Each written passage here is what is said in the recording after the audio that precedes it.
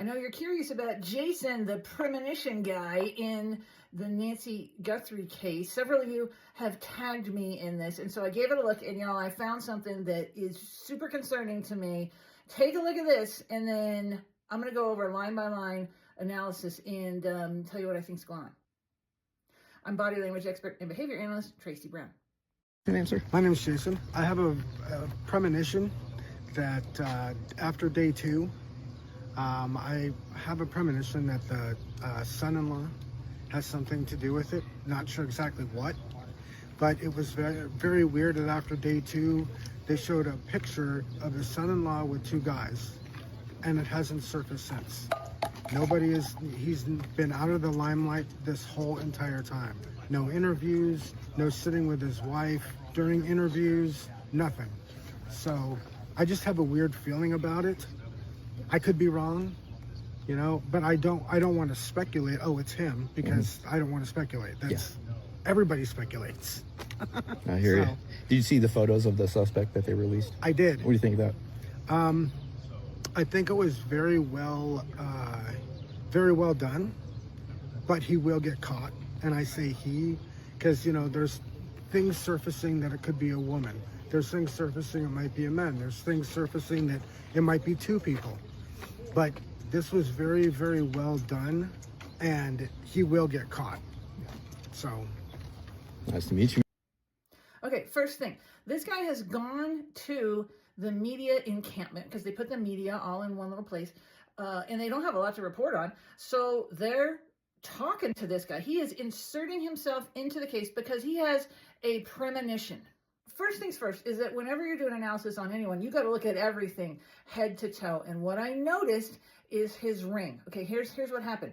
I was watching the national news, and because I'm old and that's what I do, and they said, hey, look at this little clip from the doorbell cam that we have. The guy there fumbling around has a ring that's poking through,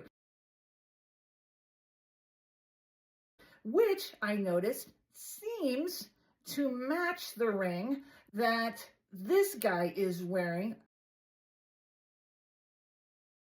It's on his right hand in about the same spot that we saw it under the glove. So that got me to be really suspicious about, wait a minute, something's going on here. Let's talk about exactly what he says, okay? So first thing is that he says he doesn't want to speculate, okay? So your unconscious mind can't process a negative. Okay, so what that means is if someone uses a negative to describe a situation, they're telling you exactly what's on their mind, which is in this case speculation. Okay, and everybody's speculating in this case. He gets asked if he saw pictures of the suspect, and then he smiles, and he compliments this guy twice about what a good job he did. And I went, wait a minute, hang on, because he's not actually doing a great job at the doorbell camera from what we can see. Like, he's bumbling all around. And then he says, but he's going to get caught. And he says it twice. And then he speculates. He's like, there's things coming out about women doing this, and I haven't heard one of those things. And also, women generally don't kidnap people. Like not like this. Like they might take a kid for custody, but not this. And according to my friends Scott Rouse and Greg Hartley, kidnappers, they act in 2s and 3s. So this guy seems confused if someone acted alone or if there was more of them. I'm telling you, there's 2 or 3 people behind this. Again, like, it hit me last night before I went to bed, and I thought, you know what? This guy may want to get caught. Okay, and there's actually some science behind wanting to get caught. It's a legitimate thing. And here's how it goes. There's an internal battle going on, and it's almost like an identity battle. It's what he wants to be versus what he did. Okay, and so that conflict is very, very heavy. It takes a lot of cognitive energy, and it creates a lot of cognitive load. And getting caught is the only way to relieve that. So he may have gone to this media encampment hoping to get caught.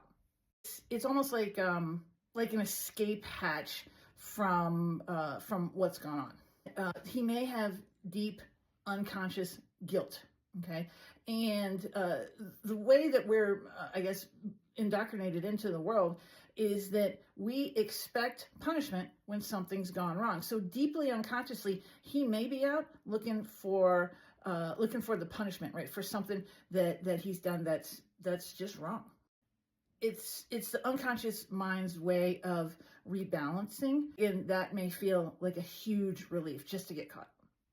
Or he may have a deep unconscious belief that he's bad or unworthy, and he's trying to make what goes on outside match what's inside. So there's actually a lot of deep stuff that, if indeed he did it, that is the case, like that could explain his behavior here.